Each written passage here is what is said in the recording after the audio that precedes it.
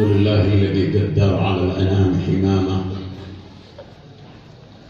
والصلاة والسلام على من بعث فينا رحمة، حبيبنا وشفيعنا وقرة أعيننا ومولانا محمد وعلى آله وصحبه من يومنا هذا إلى يوم الحسرة والندامة. أما بعد، يقول الله تعالى في محكم تنزيله وهو أصدق القائلين: بسم الله الرحمن الرحيم. قل إن الموت الذي تفرون منه فإنه ملاقيكم ثم تردون إلى عالم الغيب والشهادة فينبئكم بما كنتم تعملون. صدق الله مولانا العظيم. Para kiai, para habaib, para asatid, para sesepuh dan orang tua, dan kesemuanya tanpa kecuali saya cintai dan hormati. Terlebih lagi sahibul bait, keluarga besar dari almarhum Bapak Haji Mughni Ilyas dan keluarga, yang hampir setiap tahun kita berkumpul di tempat ini untuk bersama mendoakan semua para almarhumin dan almarhumat yang telah lebih dahulu berpulang ke rahmatullah. Semoga doa kita tadi telah diterima oleh Allah Subhanahu wa Ta'ala.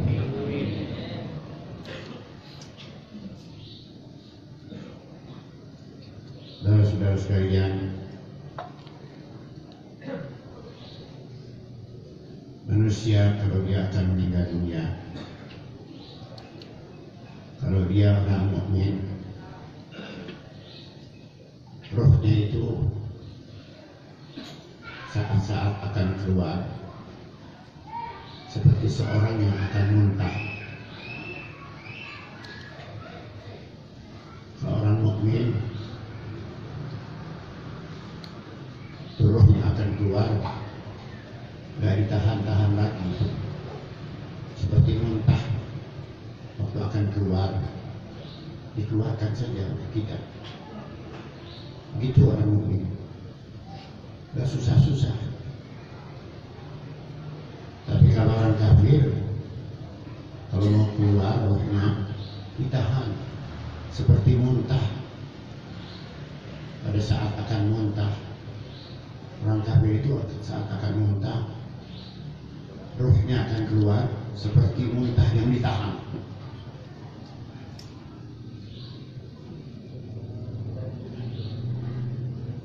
Hal ini dinyatakan oleh almarhum Al-Imam Al-Hafidh Jalaluddin Abdul Rahman bin Abi Bakar As-Sayyuti dalam kitabnya Syarhus Sudur fi Ahwalil Amwat wal Qubur.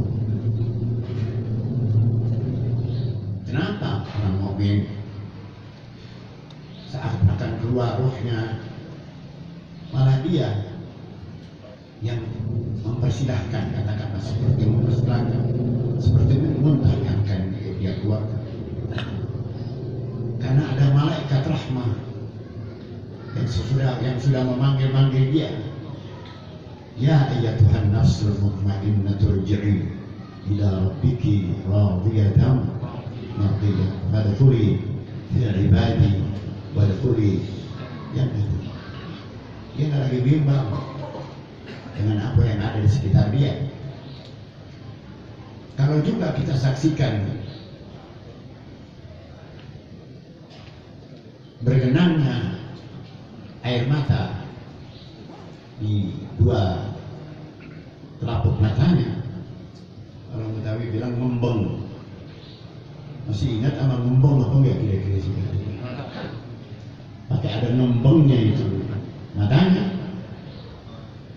Pengarang kitab Mukhtasar Tadhkiratul Qurtubi bahwa itu ciri-ciri daripada ciri orang yang matinya husnul khotimah. Orang yang akan meninggal dalam husnul khotimah, itu cirinya itu matanya ngembeng.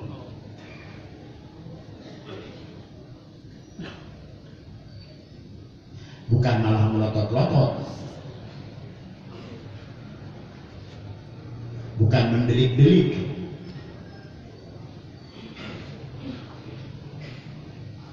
Kedua, ciri berikutnya dari orang yang akan meninggal dunia dalam husnul khatimah, di mana dahinya itu keluar keringat,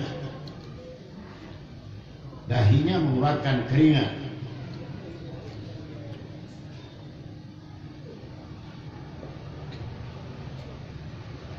Hal ini juga ciri daripada ciri orang yang akan meninggal dunia dalam husnul khatimah. Mudah-mudahan kita semuanya dimatikan oleh Allah dalam husnul khatimah. Karena itu tidak salah kalau kita selalu baca ratib, kita bilang ya dzal jalali wal ikram amidna ala dinil Islam, ya dzal jalali wal ikram amidna ala. Dalam salah satu qasidah yang suka kita baca menjelang kita bertarawih atau dalam tarawih, kita minta kepada Allah, wakhtim bi ahsan khitam idza dana al-insilam wa hana hinul khitab wa zada rashul jamil ya arhamar rahimin ya arhamar rahimin ya arhamar rahimin farrij ala al-muslimin wakhtim bi ahsan khitam ila dana al-insilam wa hana hinul khitam wa hana hinul himam wa zada rashul jamil ya arhamar rahimin ya arhamar rahimin ya arhamar rahimin farrij ala al-muslimin. Wakhtim bi ahsan khitam, ya Allah, sudahilah kehidupan kami dengan husnul khatimah. Gak ada makna apa-apa untuk kita yang berpulang ke rahmatullah. Dunia yang kita cari dari muda, yang kita kumpulkan karena kita takut malah keturunan kita itu tidak makan misalnya. Sesudah kita tidak ada, sesudah dunia ini kita tinggalkan, tidak dapat, tidak ada apa. Wakhtim bi ahsan khitam, ya Tuhan, ya Allah, sudahilah hidup kami ini dengan husnul khatimah. Dunia dan seisinya ada pada diri seorang, tapi Allah tidak berikan dia iman, tidak berikan Islam, yang pada akhirnya tentunya mati kafir. Kecelakaanlah yang akan dia terima pada waktu nanti dia pulang ke rahmatullah. Begitu kata Habib Abdullah bin Alawi Al-Haddad dalam kitab An-Nasaih Ad-Diniyah. Tapi biar kita tidak punya kekayaan seperti yang dimiliki oleh mereka-mereka, tapi kita diberikan iman dan Islam, diberikan mati dalam husnul khatimah, maka tempat kita pasti di dalam surga Allah Subhanahu wa taala nanti. Wakhtim bi ahsan khitam, ya Tuhan, sudahilah hidup kami ini dengan husnul khatimah. Kapan itu idza dana al-insiram, apabila sudah tiba saatnya berpisahnya kami dengan kehidupan di sekitar kami. Wa hana hinul himam, dan apabila sudah tiba saat kematian. Wa zada rashul jamil, dan sudah bertambah-tambah itu keringat di mana jidat kita.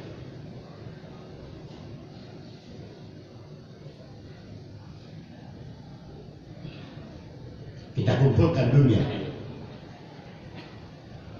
tapi kita tidak didik anak-anak kita dalam agama.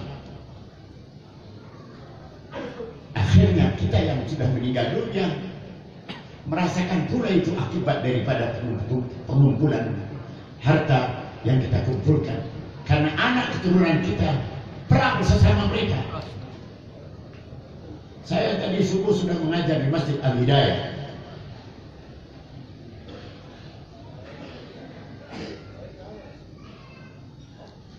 Di sebelah saya itu, sebelah Tebet, masih termasuk Tebet, ada masjid namanya Al-Hidayah.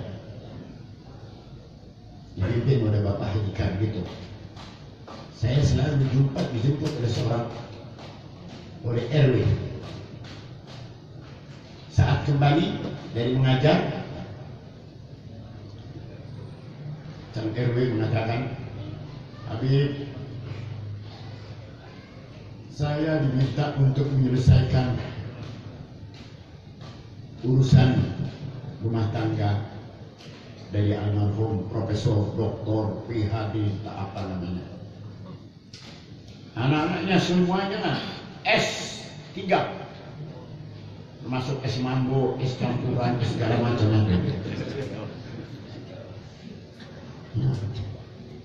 Tapi begitu orang tuanya meninggal dunia, perang tanding sama mereka. Anak 5, 3 laki-laki, 2 perempuan. Kata yang perempuan, nggak bisa laki-laki jatahnya dibedain dengan perempuan. Nggak berlaku itu sama ini perempuan. Ini perempuan dokter, nggak bisa. Masa keluarnya dari satu lubang, sama-sama satu lubang. Satu lubang bukan 2 lubang. Masa dibeda-bedain? Sama-sama satu bapak, nggak bisa. Akhirnya persoalannya ke mahkamah.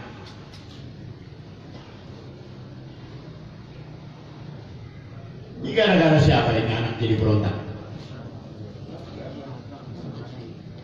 Hah? Gara-gara bapaknya mati.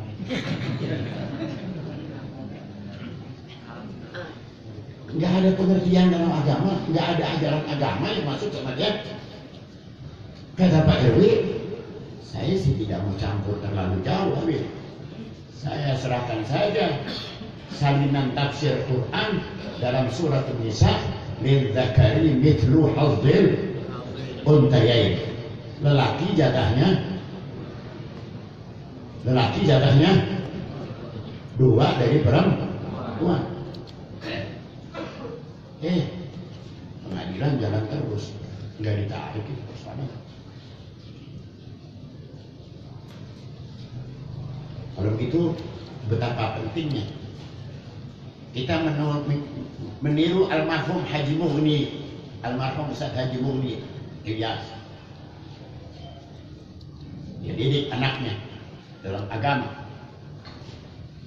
Bukan nggak ngerti anak-anaknya, karena itu tidak terdengar. Sedikit keributan pun juga tidak terdengar. Untuk itu kita bersyukur, karena saya ikut juga ambil bagian dalam memberikan pelajaran, terutama kepada Haji Nur Hasan ini. Mudah-mudahan kita jangan sampai mengalami seperti apa yang dialami oleh si Profesor Dr. PhD itu.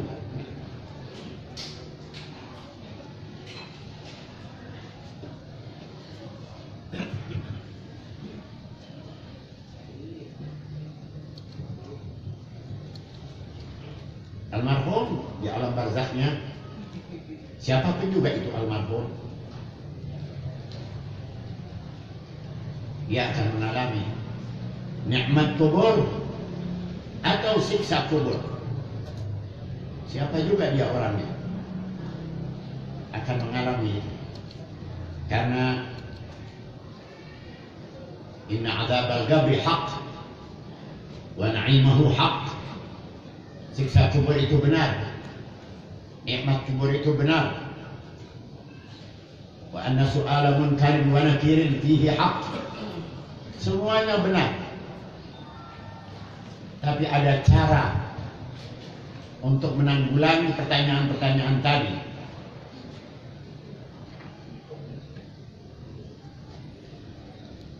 Pengarang Syarah Ratibul Haddad mengatakan menuliskan satu sabda dari Nabi besar kita Muhammad, siapa orang di waktu sakitnya membaca qul huwallahu ahad Allahus samad lam yalid wa lam yakul lahu, dia tidak akan ditanya oleh malaikat munkar wa nakir. Kita mau ditanya oleh malaikat munkar wa nakir apa enggak kira-kira? Mau apa enggak? Sama, saya juga nggak mau. Serem. Tapi itu pasti. Pertanyaan itu boleh dalam bahasa Sunda, boleh bahasa Jepang, boleh bahasa Batak, boleh bahasa Minang. Begitu kata Syekh Nawawi Al-Bandari di dalam kitabnya Nuruz Zalam. Tapi yang mu'tamad, yang bisa dipakai oleh kita dan diamalkan, atau memang kita yakini benarnya, yaitu dalam bahasa Arab.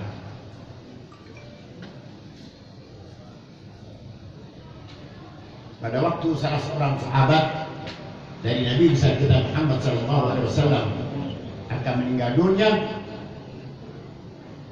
sahabat ini berpesan kepada teman-temannya para sahabat, nanti kalau aku meninggal dunia, tolong urus aku. Salah satu di antaranya dimintanya untuk dibacakan talqin. Al-Ustaz Profesor Dr. Wahbah Suhaili dalam kitabnya Al-Fiqhul Islami wa Adillatuh tidak memuat ini.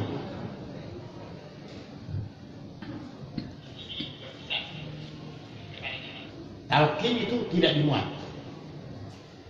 Boleh saja lupa. Tapi dalam kitab Ahkamil Qubur Dr. Umar Abdullah Kamil MA ada mencatat dalam kitabnya Ahkamil Qubur, salah satu di antara penyebab orang tidak ditanya oleh malaikat munkar wa nakir adalah mayit diantar ke dalam alam barzakhnya, ke alam kuburnya. Si yang masih hidup, boleh temannya, boleh gurunya, boleh ustadznya, boleh siapapun juga membacakan untuk dia talqin.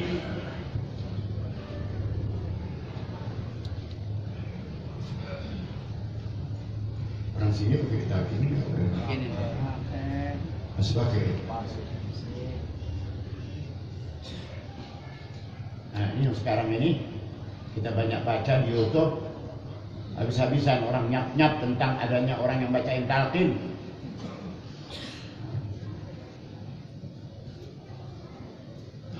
Bahkan tetangga saya, seorang ibu, perlu mesen sebelum meninggal dunianya. Nanti kalau ibu meninggal dunia, Jakarta di Tebet Barat, kalau ibu meninggal dunia, gak usah ditalqinin, gak usah ditahlilin. Benar dari kaki ini. Saya dapat laporan dari jamaah yang ada di daerah Jatinegara, di mana Habib Hud termasuk menyolatkan jenazah. Mau baca doa aja nggak boleh oleh anak-anaknya. Doa sesudah meninggal dunia nggak boleh.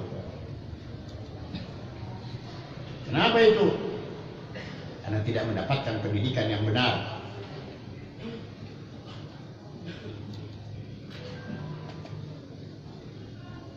Jadi hati-hati juga kita sebagai orang tua, jangan lengah membiarkan anak itu mendapatkan pelajaran dari orang-orang yang berseberangan dengan kita.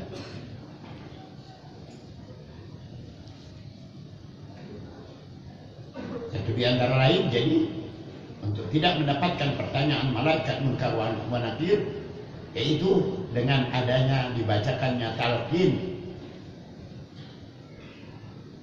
Ini saya bicara ini didengar bukan oleh saudara saja,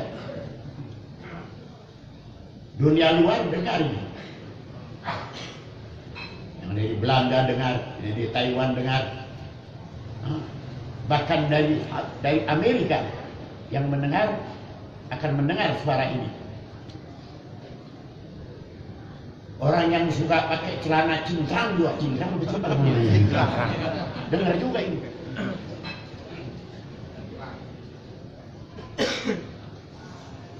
Kenapa terang-terangan nyebut cingkrang? Emang cingkrang banyakannya begitu.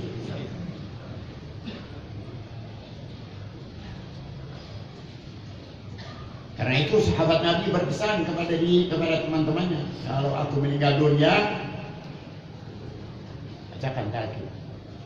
Bilang begini, setelah aku masuk dalam alam barzakhu, dimasukkan ke dalam alam barzakhu, panggil nama aku, fulan ya fulan ibn fulan. Kan begitu kalau orang taat, orang ditalqinkan, ya fulan ibn fulan. Aku nanti saat dipanggil, aku belum bisa jawab. Aku belum bisa jawab.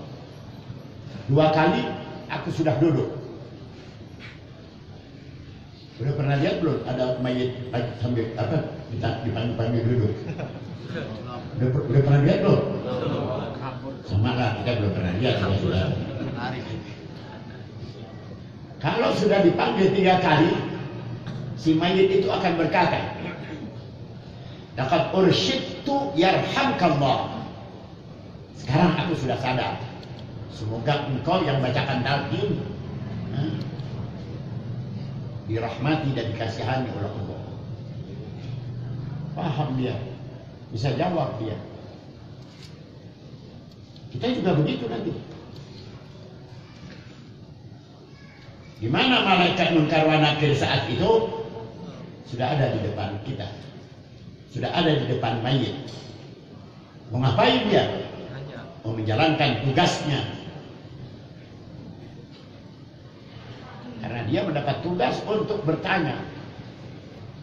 Tapi begitu mau bertanya, dengar jawaban orang yang akan membacakan talqin. Ya fulan bin fulan, idza ja'akal muwakkalani bika wa huma munkarun wa nakir, fala yufzi'aka wa la yuhibaka, fa innahuma khalqun min khalqillah.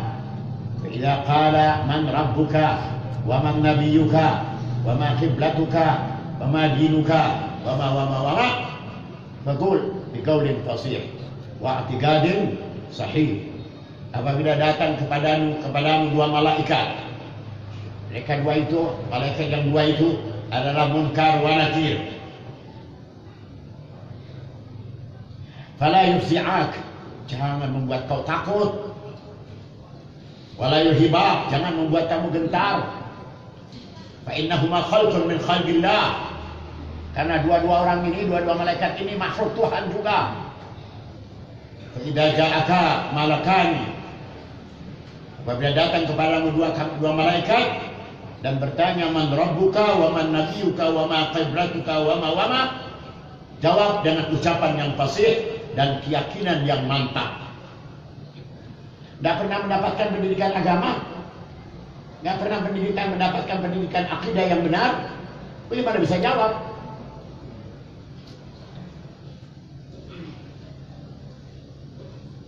Harus dikaji dulu dong. Saya kasih contoh, saudara tidak pernah kenal saya. Maaf, saudara belum pernah mengenal saya. Ada orang nanya kepada saudara kemarin, kenal dengan Habib Ali apa tidak? Bin Abdurrahman As-Segaf, yang umurnya baru 27 tahun. Tidak kenal. Oh, nggak kenal ya? Ini saya mau mudah-mudahin saya. Orang itu nggak pernah ketemu dengan saya, nggak pernah lihat saya, pasti tidak bisa jawab.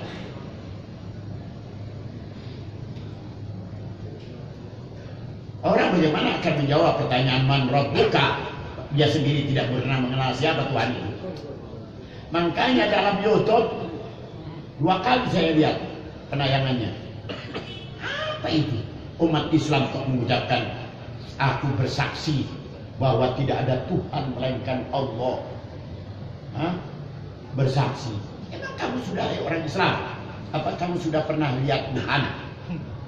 Pernah lihat Allah? Kau berani mengatakan bersaksi? Kalau saudara sekarang saya tanya, Berani tidak bersaksi bahwa saudara sekarang ini melihat saya? Berani tidak? Berani. Sumpah? Jawabannya lembek amat. Karena memang saudara lihat saya, saudara bersaksi, benar lihat. Bagaimana saudara bisa bersaksi mengatakan bahwa tidak ada Tuhan melainkan Allah? Saudara memang pernah lihat Allah? Begitu kata dia. Kalau tidak dikasih penjelasan umat Islam, saya keder juga menjawab. Saya tanya saudara, saudara lihat saya duduk di atas kursi. Ini kursi pasti saudara yakini ada pembuatnya, ada yang membuatnya. Betul atau tidak? Betul. Sudah pernah lihat belum? Belum. Begitu saja Allah begitu juga. Kita bersaksi. Sekalipun kita tidak pernah lihat si pembuat ini kursi.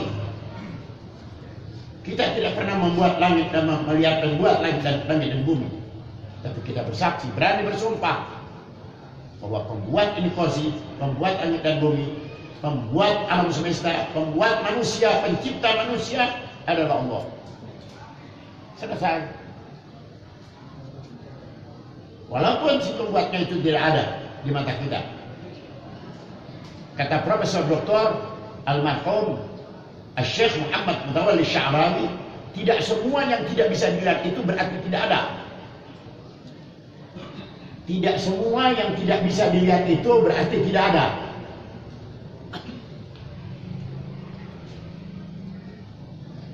Roh kita dia bisa lihat.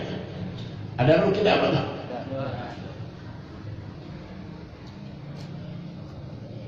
Malaikat Israel kita belum pernah lihat. Ada apa tidak? Itulah keyakinan kita. Tidak semua yang tidak bisa kita lihat berarti tidak ada. Karena itu betapa pentingnya acara yang semacam ini. Acara haul ini bisa diisi dengan macam-macam penjelasan agama yang sedang berkembang saat-saat ini. Mudah-mudahan keluarga dari almarhum dengan adanya acara macam ini menjadi penyebab almarhum mendapatkan rahmat yang luas insya Allah Subhanahu wa taala. Saudara, saya sebenarnya ada acara tadi ba'da Isya ke daerah Buncit. Tapi saya kecapean. Saya tidur. Jam 8:30 kurang saya bangun. Saya ingat sama keluarga almarhum Haji Murni. Rajin memang suka datang ke rumah saya. Lagi waktu anak-anaknya belum pada punya gandengan. Sampai sudah punya gandengan pun juga mantunya sering datang ke tempat saya. Maka saya telepon ke daerah Buncit. Saya katakan saya sangat lelah sekali. Saya hanya mau datang ke daerah ke rumah Bapak almarhum Ustaz Haji Murni. Mudah-mudahan apa yang saya sampaikan ini bermanfaat untuk kita semuanya. Wassallallahu ala sayyidina Muhammadin wa ala alihi wasallam. Walhamdulillahirabbil alamin. Wassalamualaikum warahmatullahi wabarakatuh.